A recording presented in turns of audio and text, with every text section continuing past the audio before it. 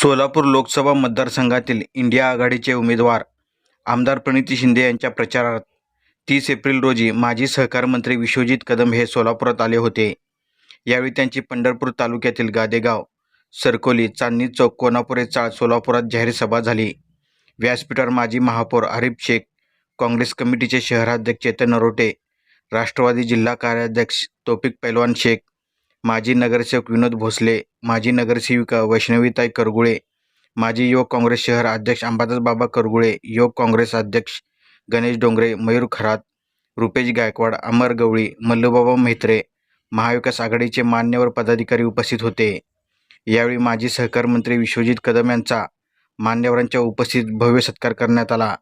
जाहीर सभेत बोलताना विश्वजित कदम म्हणाले, नरेंद्र मोदी यांनी 2014 प्रत्येकाच्या खात्यात 15 लाख रुपये जमा करतो म्हणाले होते. 15,000 तरी मिळाले का? महागाई कमी करतो म्हणाले, झाले का? महिला व युवकांवर अन्याय होत आहे, विरोधकांना तुरुंगात टाकण्यात येत आहे. ही तर मोदी यांची ब्रिटिशकालीन दडपशाही असल्याची टीका विश्वजित कदम यांनी भाजपवर केली आहे. या सभेस परिसरातील नागरिक, महिला, महाविकास आघाडीचे कार्यकर्त्यांची मोठ्या संख्येने उपस्थिती होती. आज आपण सर्वजण व्हिडिओ काढा. देशाच्या आणि महाराष्ट्राच्या लोकसभेच्या निवडणुकीच्या अंतिम काही दिवसांच्या निवडणुकीच्या टप्प्यामध्ये आलो आहोत आणि संपूर्ण देशाचं आणि महाराष्ट्राचं लक्ष हे सोलापूर जिल्ह्यावर आणि सोलापूर लोकसभा मतदारसंघावर आहे. सोलापूर लोकसभा मतदारसंघ हा स्वातंत्र्यापासून हा नेहमी काँग्रेस पक्षाला आणि पुरोगामी विचाराला साथ देणारा मतदारसंघ आहे. छत्रपती शिवाजी महाराज, फुले शाहू आंबेडकरांच्या, अहिल्याबाई होळकरांच्या विचाराला साथ देणारा हा सोलापूर लोकसभा मतदारसंघ राहिलेला आहे. या सोलापूर लोकसभा मतदारसंघातून, या जिल्ह्यातून खरोखरच आपण एक इतिहास घडवला.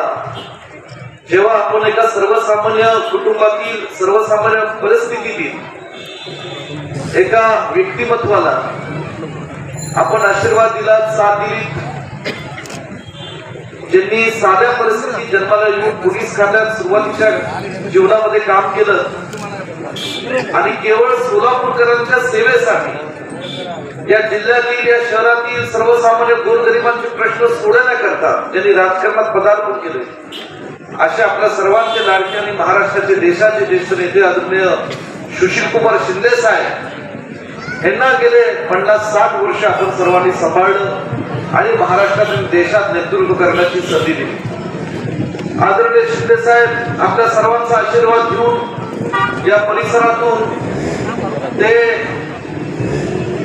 महाराष्ट्रात अनेक खात्यांचे, महत्वपूर्ण खात्यांचे मंत्री झाले, महाराष्ट्राचे मुख्यमंत्री झाले, केंद्रामध्ये काँग्रेस पक्षाच्या नेतृत्वामध्ये केंद्रीय मंत्रिमंडळात अनेक महत्वाची खाती त्यांनी सांभाळली. परंतु जे त्यांनी सांभाळलं त्या प्रत्येक मंत्रिपदाच्या माध्यमातून सोलापूर जिल्ह्याचा आणि सोलापूर शहरातील सर्वसामान्य गोरगरिबांचा विकास कसा होईल, इथले प्रश्न कसे सुटले जातील ह्याच्यासाठी मनापासून त्यांनी प्रयत्न केला. आज तोच विचारांचा वारसा घेऊन, आज तोच एक ती सामाजिक कार्याची धमक घेऊन आपल्या भगिनी आदरणीय प्रणितीताई शिंदे त्या विधानसभेत माझ्या बरोबर आमदार म्हणून काम करत आहेत. गेल्या अनेक वर्षांपासून सातत्याने ते सोलापूरचा प्रश्न सोडवण्याचा प्रयत्न करत आहेत. मी नेहमी प्रणितीताईंना विधानसभेत पाहत असतो. अनेक कमिशनला आपण बळी पडलो. तुम्ही काळजी करू नका, टाइमचं हे झालं तर माझ्यावर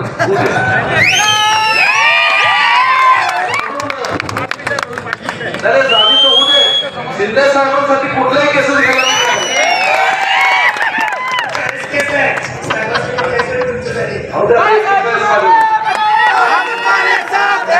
आणि म्हणून या ठिकाणी सन 2014चा काळ आमच्या माता भगिनीला माझी विनंती तुम्ही आठवला पाहिजे. पहिलं काय सांगितलं, प्रत्येकाच्या खात्यात 15 लाख देतो. 15 लाख मिळाले? एकाने तरी उठून सांगावं की राहू दे 15 लाख, 15,000 तरी मिळाले का? असं कोणी नाही. महागाई कमी करतो म्हणाले होते, बरोबर की नाही? सन 2014ला गॅसचे दर हे साधारण 300 रुपये पर्यंत होते. आज कितीपर्यंत गेले? 1250 रुपये. मग महागाई कमी झाली का वाढली? सब काय चीज आहे हे आपण या ठिकाणी विचार केला पाहिजे. आणि म्हणून 2024 ची लोकसभेची निवडणूक ही आपल्या देशाची दुसरी स्वातंत्र्याची निवडणूक आहे. कारण स्वातंत्र्य मिळालं 1947 साली. 1950 साली भारतरत्न परमपूज्य डॉक्टर बाबासाहेब आंबेडकरांनी या लोकशाहीची आबरू राखण्याकरता आपल्याला संविधान दिलं. परंतु आज काय चाललंय? आज एवढी मस्ती सत्तेची या भाजपच्या लोकांना आली की संविधान बदलण्याची भाषा सुद्धा या ठिकाणी करतात. आणि म्हणून जाईल तिथं त्याला स्पष्टीकरण करायला जावं लागतं. आम्ही काय संविधानाला हात लावत नाही बाबा. अरे तुम्ही काय करताय? तुमचा मनुवाद काय? मनुवादाला परमपूज्य डॉक्टर बाबासाहेब आंबेडकरांनी त्यांच्या जीवनामध्ये विरोध केला होता हे तुम्ही आम्ही या ठिकाणी विसरू शकत नाही. आणि म्हणून आज देशात परिस्थिती बदलली. महाराष्ट्रात काय केलं त्यांनी? सत्ता बळकवली. 19 साली महाविकास आघाडी, शिवसेना, काँग्रेस, राष्ट्रवादी एकत्र आली. छत्रपती शिवाजी या महात्मा ज्योतिराव फुलेंच्या नावाने शेतकऱ्यांची कर्जमाफी केली. ती केल्यानंतर पुन्हा करोनाचा प्रादुर्भाव आपल्यामध्ये आला. करोनामध्ये उद्धव ठाकरे साहेबांच्या नेतृत्वाखाली महाविकास आघाडी सरकार चांगलं काम करत होतं. लोकांची आरोग्य सेवा आपण करत होतो, लोकांच्या प्राण्याचं संरक्षण करत होतो. हे कुणाला तरी बघवलं नाही. म्हणून पहिलं त्यांनी शिवसेना पक्ष सोडला.